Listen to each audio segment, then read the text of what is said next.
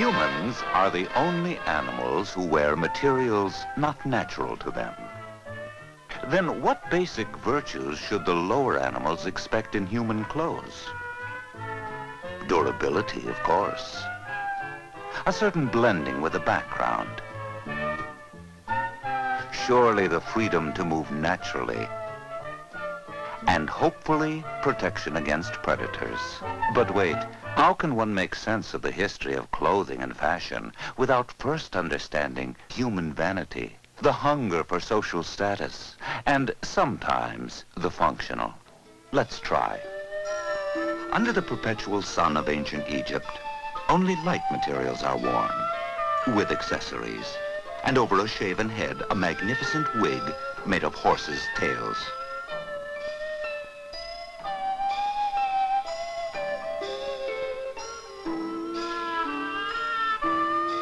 Aha! 3,500 years ago, women were already improving on nature. A transparent shift of finest linen, the calasiris. The golden hawk is the symbol of the queen. And the serpent represents him, the pharaoh.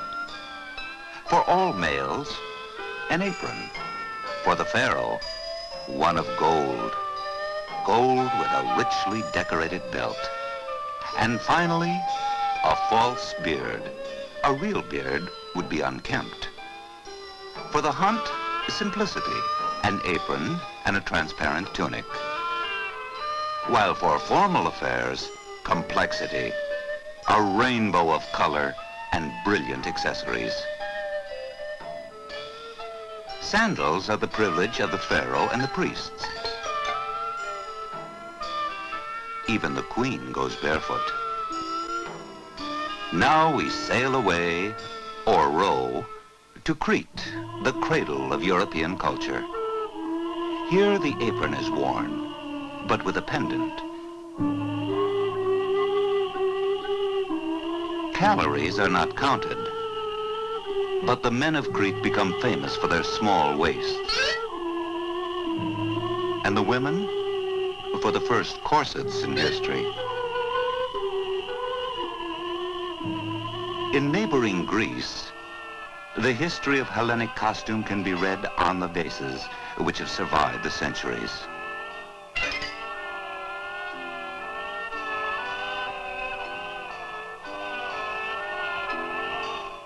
The young Greek, an athlete, loves the naked body and freedom of movement.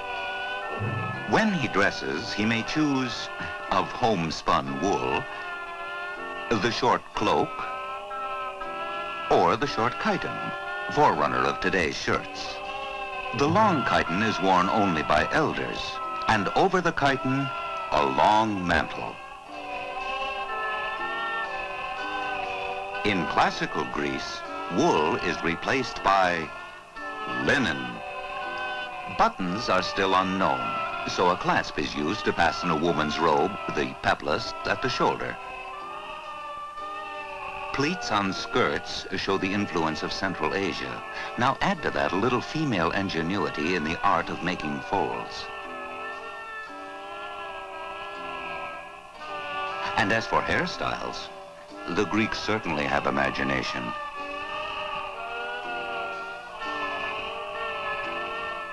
Even male dress takes on pleats, while philosophers wear only a long cloak, the himation.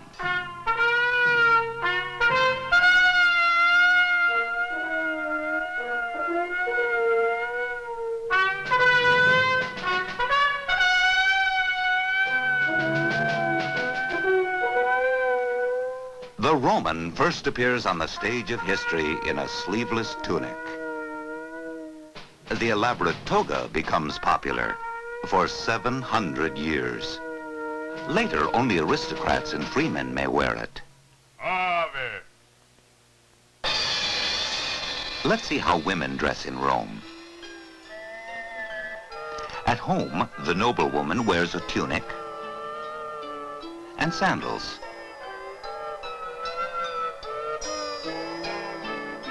Stop, you can't go out like that. Only a slave would dress so simply. We also need a stola, much like a Greek robe, a cloak, and perhaps a veil. That looks better. Now you may go outside.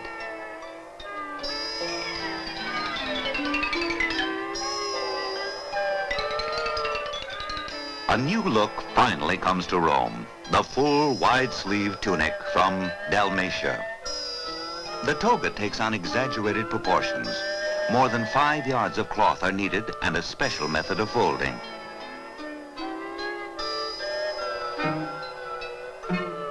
We'll return to the barbarians with their vulgar, covered legs when they learn how to dress. But now to the Roman Empire in the East, Byzantium. From Western Roman dress, Byzantium takes the cloak and tunic.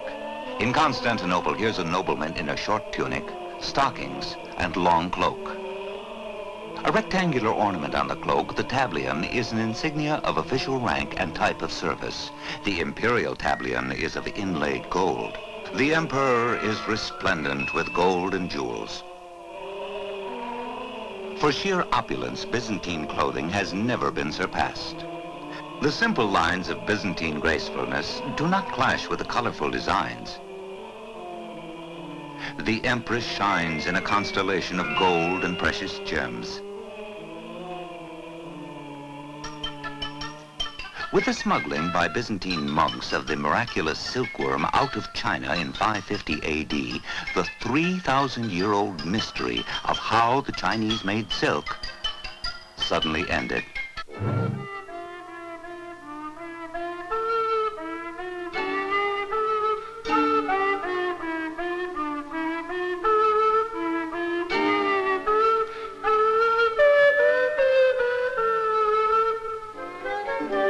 We return again to the barbarians in Rome. It's hopeless. The era of the toga passes forever. Only a simple cloak remains. His bracco are a forerunner of our present-day trousers.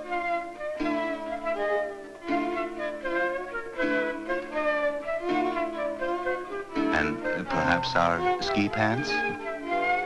This is the beginning of the Middle Ages and the Romanesque period, with tunic and cloak again dominant, but longer for priests and kings.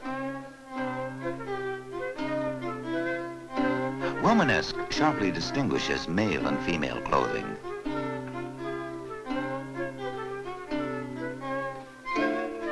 The cloak closes to become a cape. The hood, fashion, becomes longer and longer.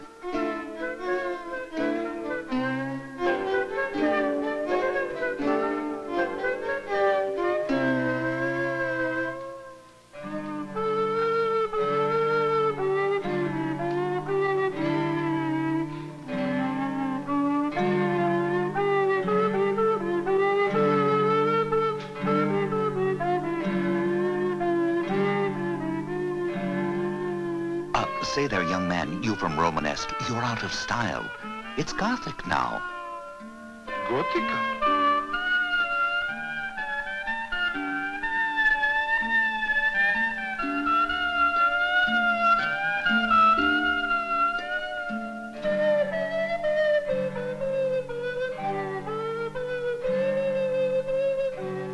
There, that's better.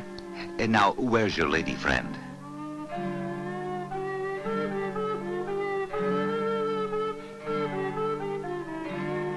Oh, sorry. Gothic brings the distinction between male and female to a minimum. Intentionally or innocently, the movement of a woman's arms reveal the so-called Hell's Windows. Gothic women cultivate a figure S posture with chest in, stomach out. Then Gothic develops into a competition of extravagance among nobility.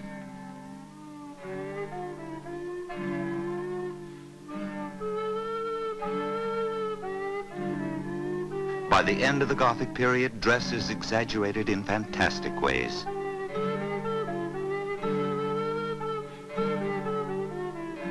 The lofty cornet with a veil. Shaving the hairline and eyebrows, covering all hair.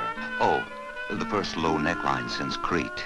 And a rich skirt with a very long train. The Renaissance returns man to reality.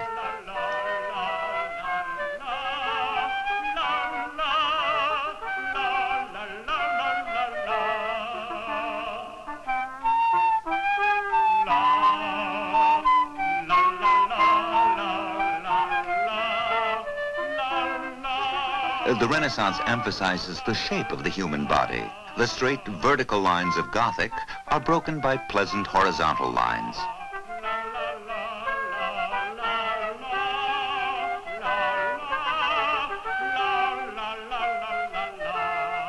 Only older people keep the long dress.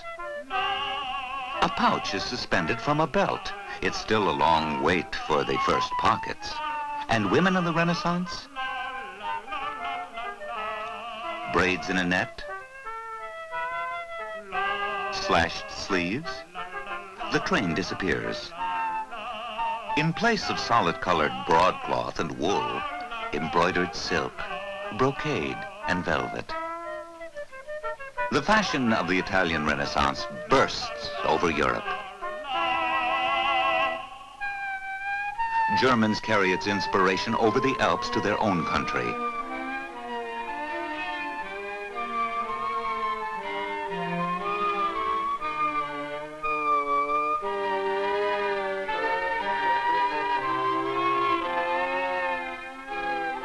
Slashing is carried to an extreme. There are more openings than cloth.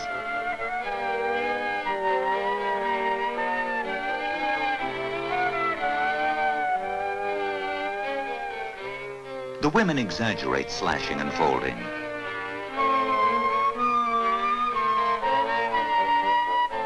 Man becomes a rectangular block of cloth. The proportionately wide shoulders of the Italians are widened enormously by Swiss-German fashion. Take a look at Henry VIII. And his wife? Note the details.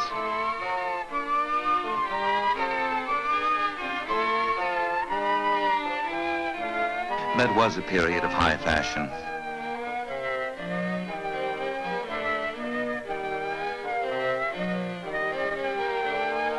Too bad. In Spain, now a great European power, we come across the first knitted stockings in history, and worn by men. His breeches, lined with stiff linen, look blown up. And some new changes in women's dress. The square neckline, the corset, and a split overskirt showing a rich brocade petticoat. Precious gems pour in from Spain's overseas colonies. Skirts begin to gather in ever fuller folds, and collars appear in a new fabric, lace. And the senor? A tall feathered hat, a wheel of stiff lace, a vest lined with hair, as well as the breeches. And replacing all those petticoats, the first hooped skirt in history. The crinoline. With the beginning of the 17th century Baroque period, the now wealthy citizens of Flanders dictate European fashion. A new soft lace collar emphasizes a sloping shoulder. Women give up their hoops and again replace them with many layers of petticoats. Rich women spend a fortune on lace, and men do too. Long forgotten boots reappear. But with time, men again return to stockings and low shoes. He's covered from head to toe with ribbons. And women have not only liberated their necks, but also their shoulders. They say the clothes in Paris are marvelous. La plus nouvelle mode de Paris. And the France of Louis XIV is now the fashion center.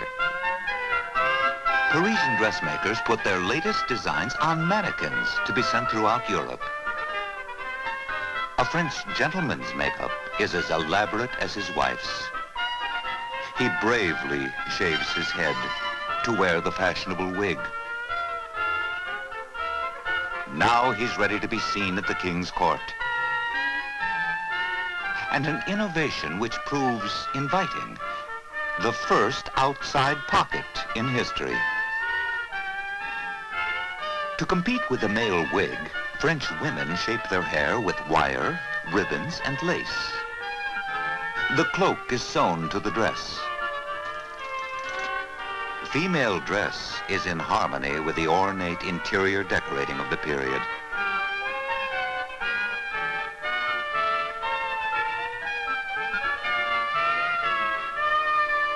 With the coming of Rococo, the crinoline again becomes fashionable. Here is the construction of the new crinoline. Dresses from the era of Madame Pompadour with luxurious flounces adorned with ribbons and sprinkled with an abundance of artificial flowers. That's why they're called walking gardens. And now this man, narrow shoulders, a stiff, flaring overcoat, and waistcoat beneath. A special way of tying bows, and of powdering the short wig and face at the same time. Oh, sorry, we meant no offense.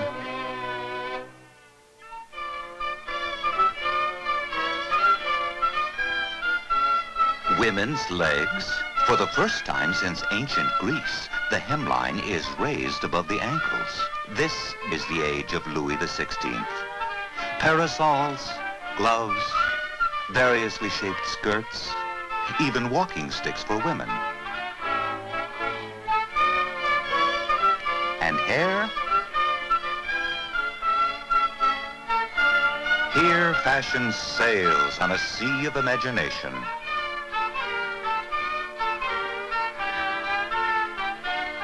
The men are powdered and brightly colored. The right to wear red heels is conferred by special royal permission.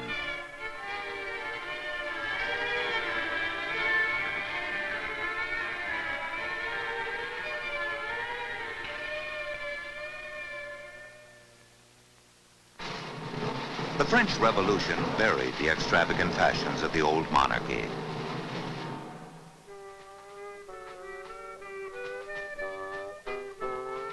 Men of the Directory wear a characteristic hat with a tricolor. Unkempt hair, a cravat around the neck, a coat with a large collar, tight pants, riding boots. For the first time, inspired by ancient Greece, the dress of another age is copied.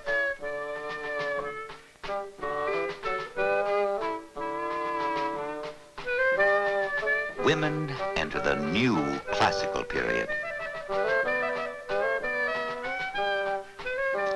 At the beginning of the 19th century, France is ruled by Napoleon and satin. French silk is the best. The Empire period gives women new grace. Hats are worn. And turbans. Man's two-peaked hat finally turns into the top hat.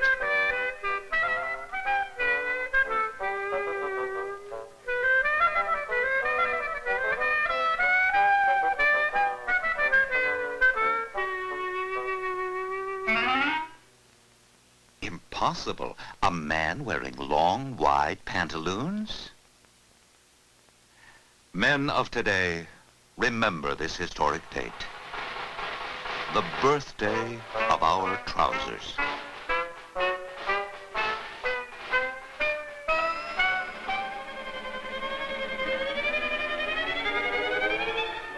After centuries, men's clothes of color, silk, and ribbons slowly pass from favor as unmanly.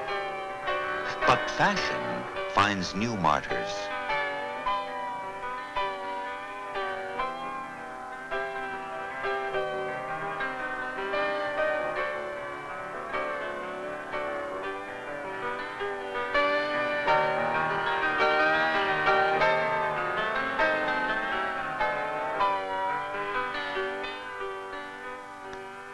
is Biedermeier, the era of middle-class prosperity.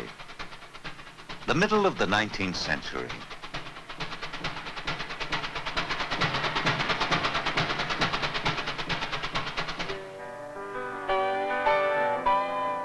A stiff collar and tie replaced the cravat, which had been in style since the French Revolution.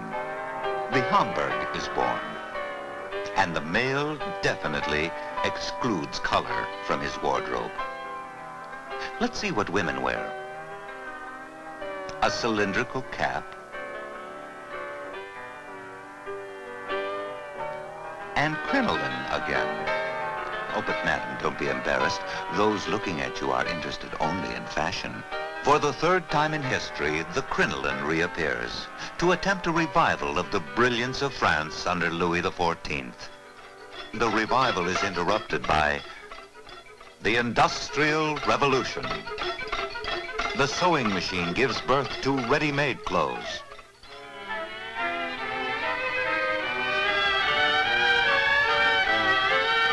At the end of the 19th century, women begin to strongly stress their femininity. They emphasize the breasts, a small waist, and hips, while the male costume stresses tallness and thinness.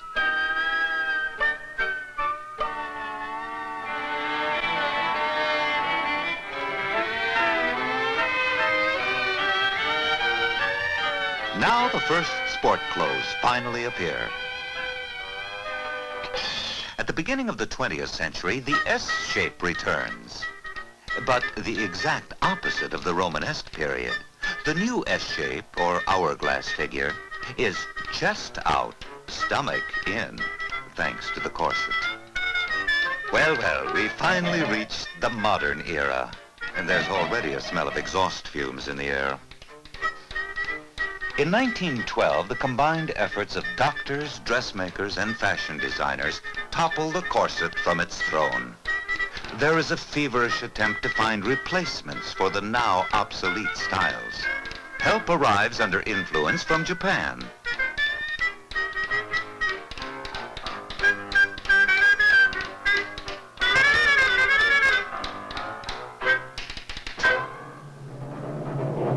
But World War I casts a shadow over problems of fashion.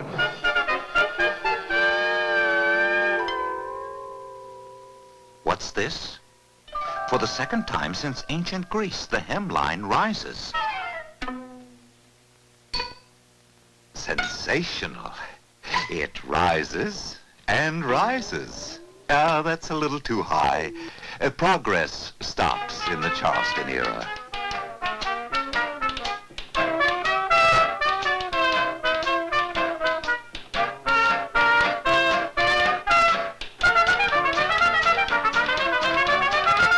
The evening gowns of 1935 cause a new sensation. History's first low-cut backs. But World War II. The beginning of the atomic age. Our age.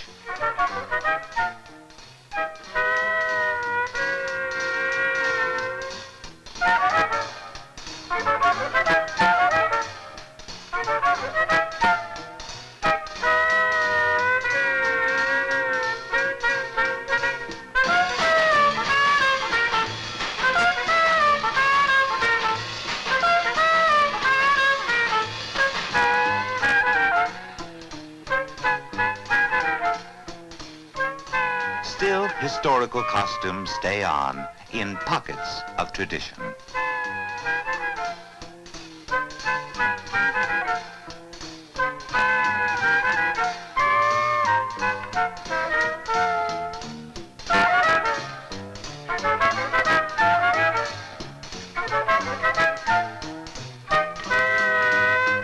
We have told you the history of clothing up to yesterday.